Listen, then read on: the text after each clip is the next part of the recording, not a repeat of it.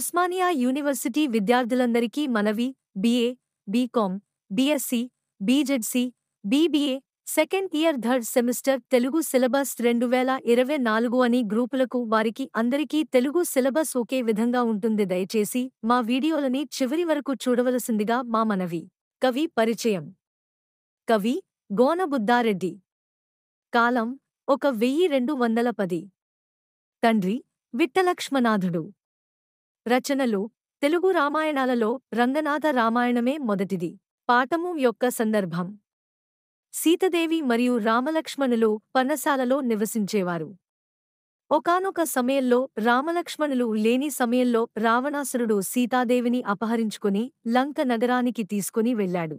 అలా వెళ్ళినప్పుడు రావణాసురుడు ఒక సభలో ఉండగా రావణాసురుడి తమ్ముడైన విభీషణుడు ఆ సభలో నిలబడి తన అభిప్రాయాన్ని తెలియజేస్తూ తన అన్నపై తప్పు మోపుతూ మాట్లాడాడు.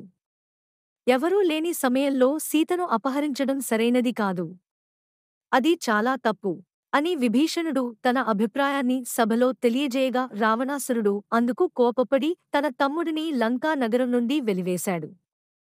ఆ సమయంలో విభీషణుడు భయముతో ఎవరిని ఆశ్రయించాలి అని ఆలోచించి రాముని వద్దకు వచ్చి శరణు కోరుతాడు. శ్రీరాముడు విభీషణుడిని చేరదీశాడు. విభీషణుడు తన సేన మంత్రులతో కలిసి లంక నుండి రాముని వద్దకు వస్తున్నప్పుడు జరిగిన సందర్భముతో ఈ పాఠం ప్రారంభమవుతుంది. పాఠం యొక్క సారాంశము: రావణాసురుడు సీతను అపహరించి లంకకు తీసుకుని వెళ్తాడు. తరువాత ఆ లంకలో సభ జరుగుతుంది. ఆ నిండు సభలో విభీషణుడు తన అన్న అయిన రావణాసురుడు చేసిన తప్పును తన అభిప్రాయముగా చెబుతాడు. ఈ మాటలు రావణాసురుడికి నచ్చలేదు. విభీషణుడిని అవమానించి తన సభ నుండి మరియు లంక నగరం నుండి వెళ్ళగొట్టాడు. అప్పుడు విభీషణుడు ప్రాణభయంతో శ్రీరాముడి వద్దకు శరణు కోరటానికి లంక నుండి విభీషణుడు మరియు అతని మంత్రీ సేన బయలుదేరారు. వారు ఆకాశంలో ఎగిరి వస్తున్న విభీషణుడిని మరియు అతని మంత్రిసేనను వానరులు ఆకాశంలో చూశారు.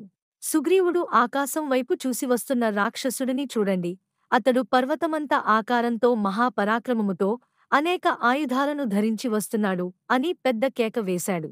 సుగ్రీవుని మాటలు విన్న మిగతా వానరులు దగ్గరలో ఉన్న వృక్షాలను పెరికి పెద్ద పెద్ద రాళ్లను సిద్ధం చేసి పట్టుకున్నారు. వానరులు సుగ్రీవుడితో, సుగ్రీవరాజా, మమ్మల్ని పంపించండి, మేము వెళ్లి యుద్ధం చేసి ఆ రాక్షసుల్ని చంపుతాము అంటూ ముందుకు వచ్చారు. విభీషణుని మనవి. వానరుల మాటలను వినిన విభీషణుడు, ఓ వానర సైన్యమా, ఆవేశపడకండి. నేను మీకు మిత్రుడను. నేను రావణుడికి సోదరుడనే కాని శ్రీరామునికి సీతాదేవిని అప్పగించమని రావణుడికి అనేకసార్లు చెప్పినా నా మాటలు వినలేదు.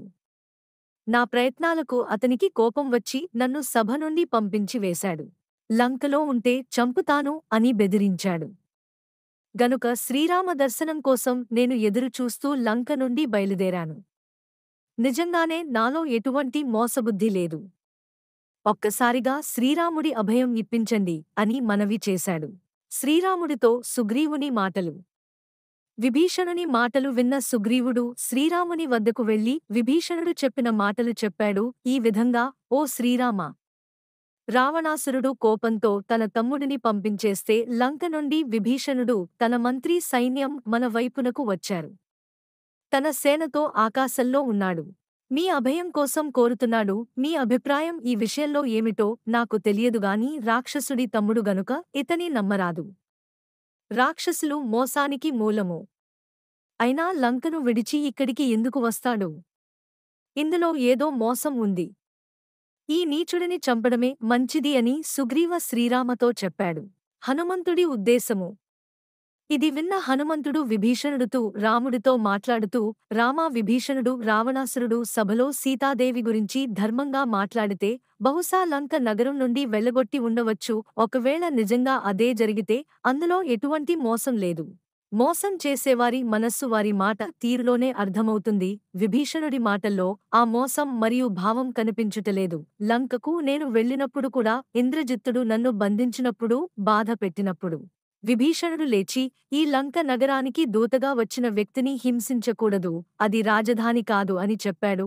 నాకు అక్కడే విభీషణుడి యొక్క ధర్మం అర్థమైంది. కనుక ఒకసారి మాట్లాడితే మంచిది, అప్పుడు మనము రాక్షస రహస్యాలు కూడా తెలుసుకోవచ్చు అని తన అభిప్రాయం చెప్పాడు. రాముని నిర్ణయము. హనుమంతుడి మాటలు విన్న శ్రీరాముడు విభీషణుడు మన శరణు కోరి వచ్చాడు గనుక శత్రువునైనా ఆదరించడం రాజధర్మం. శత్రువు మంచివాడైనా చెడ్డవాడైనా అతనిని చేరే చేయడమే ఆతిథ్యము. విభీషణుడు మాత్రమే కాదు, రాక్షసుడైన రావణాసురుడు వచ్చి వినయంగా ప్రార్థిస్తే అతనిని కూడా నేను ఆదరిస్తాను. ఇది సూర్యవంశ రాజుల మర్యాద. పూర్వము చక్రవర్తుల నుండి ఇప్పటివరకు అదే కొనసాగుతూ వచ్చింది.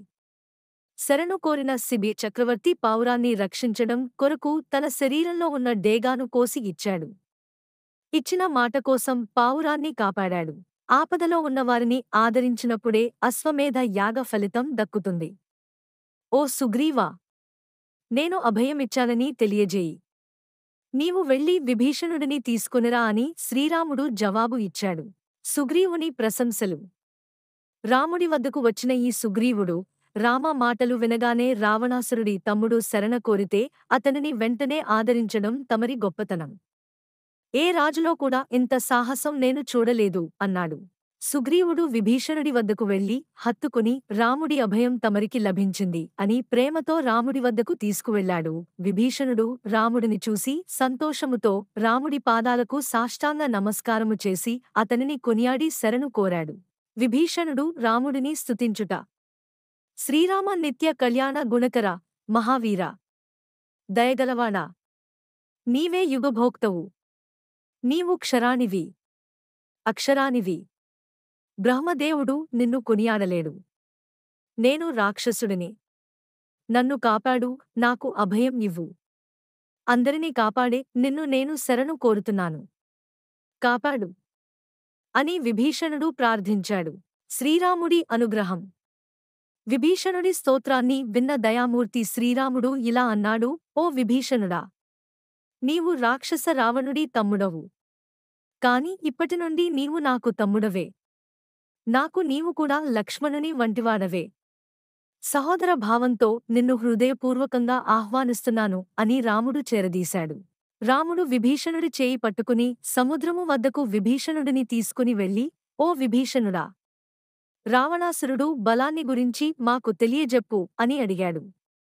అప్పుడు విభీషణుడు రాముడికి వందనం చేసి విషయాన్ని వివరించాడు. మా ఈ వీడియో చూస్తున్న అందరికీ విజ్ఞప్తి, దయచేసి గమనించగలరు. BA, BJC, BSc, BCom, Osmania university Telugu మరియు ఇంగ్లీష్ అన్ని సెమిస్టర్ల సిలబస్ లెసన్స్ మరియు ఇంపార్టెంట్ క్వశ్చన్స్, అదేవిధంగా మోడల్ పేపర్స్ కూడా వీడియో చేయడం జరుగుతుంది. దయచేసి సబ్స్క్రైబ్ చేసుకుని మా యూట్యూబ్ ఛానల్ని ఫాలో అవ్వాల్సిందిగా కోరుతున్నాం. అలాగే ఉస్మానియా యూనివర్సిటీలో చదువుతున్న స్టూడెంట్స్ అందరికీ ఈ వీడియోలని షేర్ చేయవలసిందిగా కోరుతున్నాం. ఈ వీడియోస్ అందరికీ ఉపయోగపడుతుంది. లెసన్స్ కు సంబంధించిన PDF కూడా డిస్క్రిప్షన్లో ఇవ్వడం జరుగుతుంది. కాపీ చేసుకుని నోట్ చేసుకుని చదువుకుంటారని కోరుకుంటున్నాం. అందరికీ అర్థమయ్యే విధంగా లెసన్ మొత్తం షార్ట్లో చేసి చెప్పడం జరిగింది. అలాగే పద్యాలు, ప్రతిపదార్థాలు, సందర్భ సహిత వాక్యాలు, ప్రశ్నలు మరియు జవాబులు అన్ని విడివిడిగా ఇవ్వడం జరిగింది. లెసన్ మొత్తం ఫుల్ డీటెయిల్గా ఇవ్వడం జరిగింది. వీడియో లాస్ట్ వరకు చూడండి.